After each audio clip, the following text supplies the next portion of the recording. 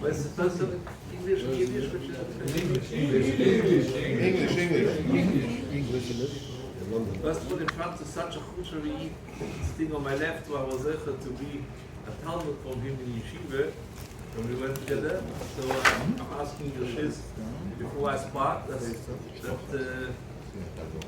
in the rate of the Siyam, I just add the following thing. It's an interesting phenomenon that we see that the word Siyam comprises of 4 letters. Now, we know that a letter as an aleph base can be written in full. So if you have the word aleph base, aleph would be written aleph, lamed, fei. Base is written base, yid, suf, etc., etc. But here you've got a very fascinating phenomenon. Because Siyam has got 4 letters. Sam is written Sama, which is the first part. Then you've got the Mem Chuf. Yud has got Yid, and you've got Vav Dalet. Now you work out the numerical gematria, you'll see it's amazing. Samach is 60, and Mem and Chuf is also 60, because 40 and 20 is 60. Next letter is a Yid. Yid is 10. Vav and Dalet together also equals 10. Vav, third letter of Siyam, is written Vav Vav. Same gematria again. And finally Mem is equal Mem and Mem, which is the same gematria. It shows you something to our Messiah, who understands has got a phenomenal thirst for Torah. And the Chelik HaNigla and the Chelik HaNisda are equal. Which means that for every blood Gemurah, for every Mishnah, for every Pusik, for everything that he's learned, there's a part which is revealed to us, which he knows. And there's also a very hidden part of the Torah which we don't know. And that's the parts like Rosenberg had a completely different interpretation of every single dot that was there inside the Torah, which was explained and interpreted to a completely different level. So the Siyam is actually helpful to Hashem in the same way that he was Messiah. This Mesechus and this whole Seder, or if Nigla all the hidden parts of the Torah should also be Nichlal, and he's meritorious to him as if he had learned them as well, and he should be certain to learn the Mesechus Achayim, which at this moment are hidden, but they will one day be revealed to you and get Hashem Yodel. Also to your please. Absolutely.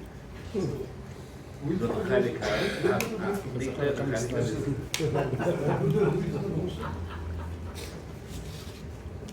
Naftali books? Naftali, you learned with him, Naftali, really?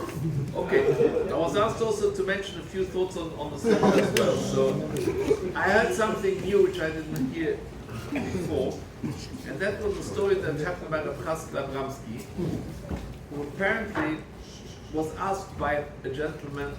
His name is not mentioned who the shoyl was, but the Nishal was clearly the great Kuhn and Avesna time in London. But he came afterwards to Etzisur. I think he said that she is the yeshiva for many years before he passed on.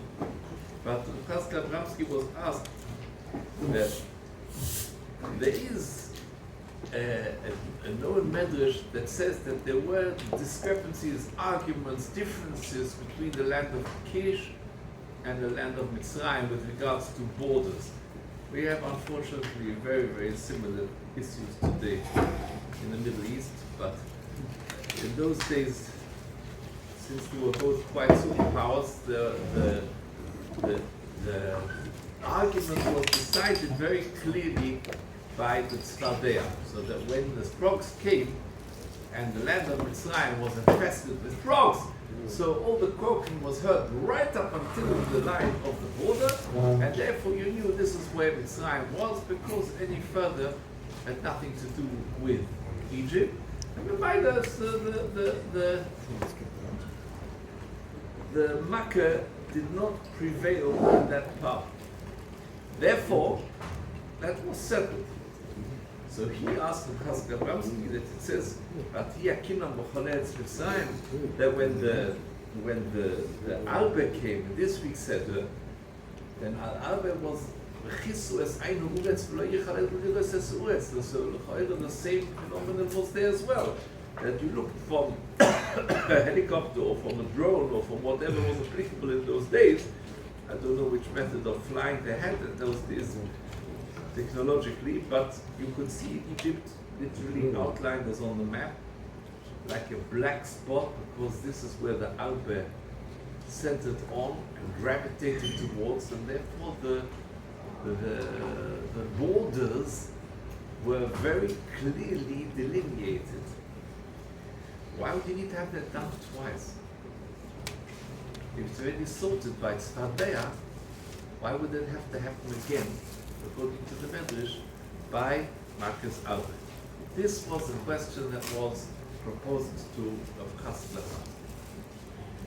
Rav Chaskel Abramsky was a Kuhn Adel, but he desisted and he said, you know what? It's a very good question. I think you should go to the Tribuna room in Yerushalayim and ask him this question. The man was very excited and he's going to become the middle one we call two Gedolim. And he didn't lose any time and he made his way to Yerushalayim, went to the Tribuna room, and he said there's noch a shliach fin of Chaskel Abramsky ochet, and he asked him the question. But Chaskel Abramsky said to him, so the Tribuna room said to him straight off like this without hesitation. He said, I want you to know that in those days the custom was that the borders were outlined by big trees. And they used to plant them to make sure that everybody knew exactly where the land stopped. That was before the time when they started making electric wires with barbed wires, with other passport controls. And that's how it was. So now, if we know that the Albe came and destroyed everything that was in vegetation, then they consumed these trees as well, and that was the end of the border. So now came round two, which the Altenbauer is a Dalim. So then they went and they made another outline of the border when they sent the Albe. Plausible. Good answer. He was very excited. He runs back to Chaskel Abramsky. And he says to him, the Tribuna board he gave Machiva. So what did he say? So he told him, trees are there to define a border. The border was destroyed. Came the Albe, and they outlined the border for fresh. That makes sense why the Medrash says twice that came. Chaskel Abramsky was a very, I say, steady man, a very thought-out man. He said to him,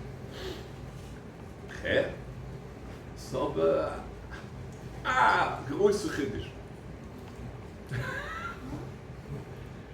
It's a novel thought. This man was a bit of a busybody and he didn't waste any time. He went straight back to Yerushalayim and he went to the Tribuna Rov. And he said that he gave over the shlichus, and the Chaskel Abramsky said, it's a größer Chiddush. So the Tribuna said, Chiddush? It's all for the pussy. It says clearly in Tehillim, by Shabbat, Eitz, Gevillah. He smashed the trees of their borders. You can't have it clearer than that. He went straight back and he told Chaskel Abramsky what the Tribuna Rov said. And Chaskel Abramsky smiled from ear to ear. He said to him that he was looking B'chol Cheder Torah. I knew that he knew all the Medrush Chazal. I knew that he knew Tehillim, to darshan Tehillim from the Medrush Chazal. This is something quite stunning. So therefore, this is something which I only heard yesterday, and I thought it was very, how to say, refreshing. So I've shared it with you. But I understand we have to be Mekatzer tonight. Is that right? No? No. So I'll share with you something which I think is relevant because the beginning of the solution which our Baal Masayim said was how valuable 600 kilo of gold will be, and would a person turn around and decline such a treasure. So let me pose a few questions to you on what is known as a very famous few psikim where the Rosenberg says to Moshe, Dabenu b'oznei Yom, Vayish'ali ish me'Yisrael Aihi, v'ishu ma'Yisrael Iso, Kesef, v'Kailem. Go ahead, tell Klal Yisrael, Dabenu b'oznei Yom, speak to them, plead with them, tell them, go and take gold, silver, and cash in jewelry, gold, bags of gold, more than 600 kilo. Before they came to Midas Hayam, they had to load, how to say, donkeys full of jewelry and diamonds and precious stones. So what does it mean? That was the instruction that Rosenberg said. That was to fulfill V'acha Kainyaitz B'chishkudl, as we'll soon see how the Gemara elucidates and elaborates on this same thing.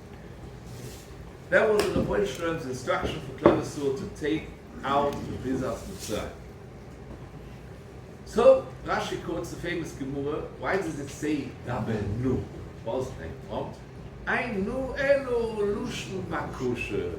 Famous. No, it's a plead, a request. Take out and ask of you, speak to them, plead with them. They should take out these spoils from the Tzar. Shelo Tzaddik, referring to Avraham Avinu, the great patriarch. Avud Avinu Yosam, Abba Ma'ashuna Gibber. 400 years of slave labor. This is a giver that he did to the how to say, crossed all the T's and dotted all the I's. That was there. Never they had the children slaughtered and king bathed in their blood. They put children into bricks, and they oppressed them in the most horrific, I'll just say, grotesque ways. This was all fulfilled. But to say afterwards that they should go out without the Chishkudl, he wasn't Kaim. So therefore, this has to be fulfilled. So quotes Rashi the Gemara, which presents us with at least 3 or 4 very difficult questions. Number one, can you imagine if I would tell you to go, please pick up £3 million from Barclays Bank? I ask of you, I beg of you, please, ask. I'm imploring, I'm asking you, it doesn't hold water. You ask a guy to go to collect a few fortune of money, you have to plead with him. So what's the Lushan of nu? I knew El Lushan Bakusha. Next question would be, of all the people that you would ask who's got a reason to question,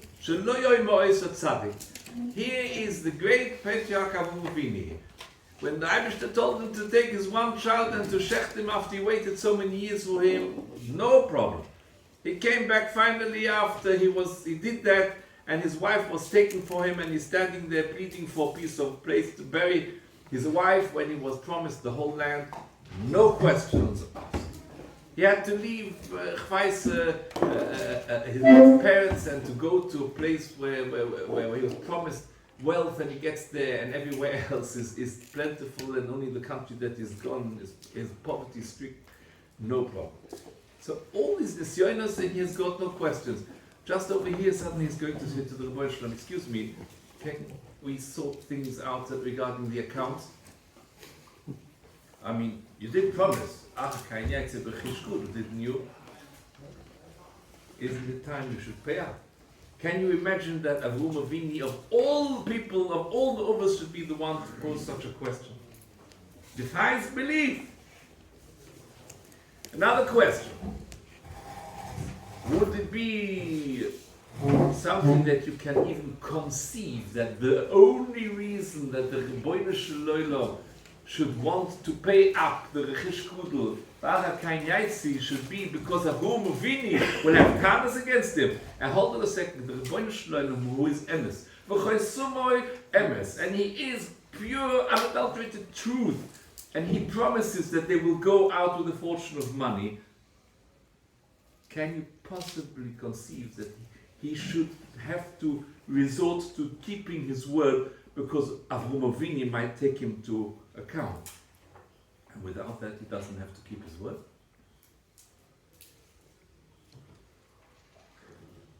And also the notion of Vaish Ali Ishmael Sarayah. So what's the solution of Shala? All the Rishonim are also grappling with it. They have to explain it as it doesn't actually mean borrowing, but it means taking, and it's actually one-way traffic. But let's understand the answer essentially like this. There are two types of nisyonos. There are nisoyon ha'oini, and there is a nisoyon ha'osher. And we also know, furthermore, that Master Uvois Siman Labun. This is really, so to speak, the blueprint of the entire Sefer Parshas. Nisoyon ha'oini is usually the time when people, when they're faced with the predicaments and everything is going up the spout and life is really facing them with serious, severe challenges, then they turn to God because there's no one else to turn to. So if you're suffering financial plight or you're suffering chas v'shulam, health issues or whatever it may be, there's only one to turn to. That's an Nisoyon. But it doesn't compare to the other one. Because when everything is going right and you're making money hand over foot and everything that you touch has got the Midas effect and it turns to gold and whatever you do in the stock market and you work in Wall Street just explodes into mass wealth, then you say to God, you know, I'm doing fine, just don't interfere. Please. And then to think that this Nisoyon, that you've got all this power, wealth, and a phenomenal ability, a great sense of self as well, you know, because obviously it must be my acumen and my intelligence and intellect that brought me all this wherewithal. But now, to remember that this really comes from the Rebbeinu Shalom, this takes a great self-discipline. Therefore, Avraham Avinu was in the business of Maser over Siman Labun. And he understood very clearly that whatever happens now to this nation, who is in the molding pot, is in the creative place where they are formative, they are becoming the Jewish nation, this is a time when they need to have all the wherewithal, spiritual, emotional, and everything else to become and to evolve into the future of Klal Yisrael. And therefore, presented with the Nisoyon ha'oini, this is something that they've been through. They were afflicted with poverty, beatings, cruelty, and they survived and they came out of Mitzrayim. But the Nisoyon ha'osher they haven't had yet, and they need this because there will be pockets of this Nisoyon in nations, in times to come. Because it's true, we've been under the jackboot of the Germans, and we've been under Spanish Inquisition. We've been under times where the Jewish nation has been subject to beatings and to trials, to tribulations, where they're actually been almost at the point of destruction, and they re-emerged.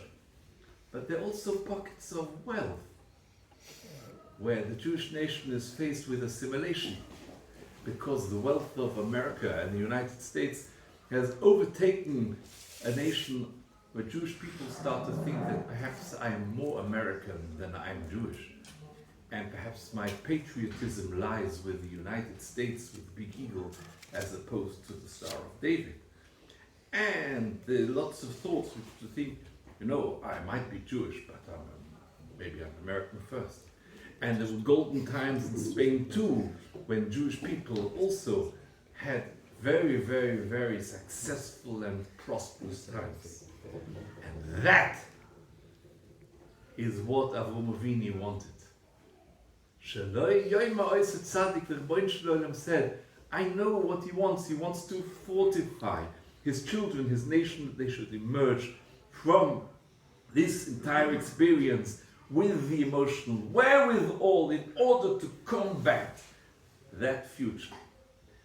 Remind me understand some answers to the questions that we've asked. It's taka true.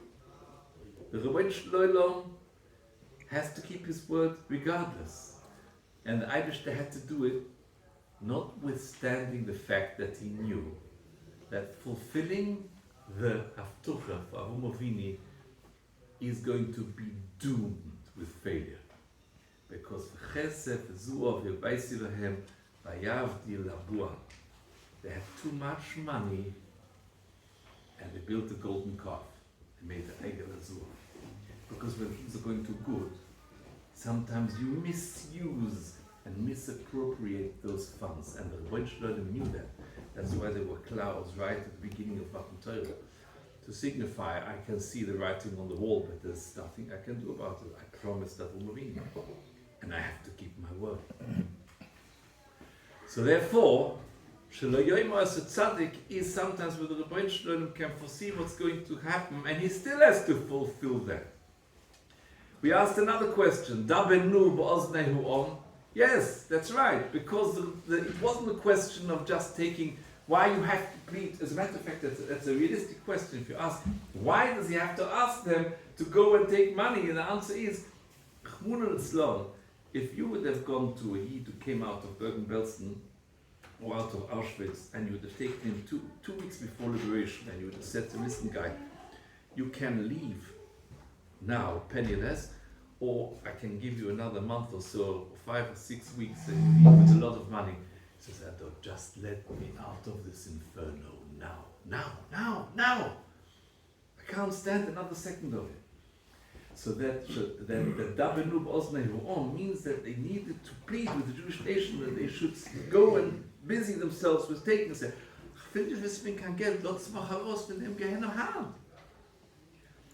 And finally, the last question which we asked was the notion of Shal. It says, Vayish'ali is ish me'esra'ehi ve'ish me'esra'i. So what's this Shala business? So the Heilige Beis Asul, Ger Rebbe, Zeichat Tzadik v'Kudish Levucha, that this was again a master of a similar bunim. There's something where there was a very deep lesson here. And that's as follows. I can remember in my Bucherische Jugend that I once went to New York, and I got a car rental from Avis, which was picking up a car in JFK, and for whatever reason they couldn't give me that particular category of car. They upgraded me to nothing less than a brand spanking new Cadillac. And that car was gleaming. And not only was it gleaming, it had, if I'm not mistaken, 78 miles on the clock. I still remember it was brand spanking new, straight off the thing. I drove the car, I was a bit nervous, but nonetheless, I looked around me, I saw, look at this thing, it's white leather seats, the aircon, the system a long time ago, and there was absolutely all the speakers around with the sound system, a dream. It's a wonderful experience, but 4 days later, that was the end of the experience, because the car went back to Avis. This world is a world on loan. And the thing is, the trouble that we don't really see it like that, because we really think that this is the be-all and the end-all. And that was the message here, that they are to taste the pleasures of this world now, because they're going to go into the safes of the Egyptians and say, hey mate, you've got an emerald and diamond necklace intact in the back of that safe. Don't tell me, because I worked for you, so I know it's there. Another one says, and you've got a ruby and diamond collarette, and it's right in underneath your wife's bed over there in the corner. And don't tell me any nonsense, because I cleaned this house enough times to tell you exactly where it is. And there's a 17-carat emerald cut just over there in behind the curtains, and that's...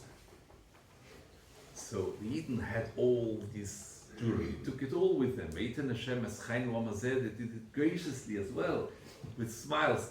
And he even left there, they tasted Olam Hazeh. So the Rebbe Shalom said to Moshe, Dabanu Boznayom, please tell them, Vayish Ali, everything that they're taking in this world, all these wonderful, wealthy things is only on loan, just like the Cadillac. And therefore it's going to be returned, because a person doesn't live forever. 70, 80, 90 years that he's going to be on this world is up, and then nobody takes it with.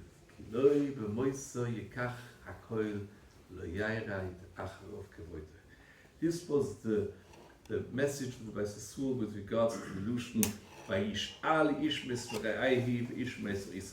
So, what did we say? We answered various different questions. We asked the question, I think the first one was, why it says Dabenu B'oznei do you have to plead? And the answer is yes. When a person is under such pressure, he wants to leave, you have to plead with him. Don't bother about the money. Yes, please do. Why? Because Avram Avinu shelo yoyma ois tzaddik. Why shelo yoyma ois tzaddik? Because Avram Avinu was not in the interest of making sure that their bank balances were filled. All he wanted to know is that they should be fortified with a wherewithal of knowing how to deal with this in future generations, because Mas Uvay Simon Abunim, and they had to know how to overcome the Nisoya and Moesha. Also, we answered the question why the Rebbe Shalom himself would have to fulfill this undertaking, because Chosuma Emes and Rebbe Shalom, everything that he promises has to come to fruition. The answer is yes, because he knew that the outcome of all this is unfortunately going to be a short while later, that there'll be a golden calf which they'll all be dancing around and they'll say all because there was too much gold and money. And finally we explained the illusion of Shale, that Shale means that everything in this world is on loan.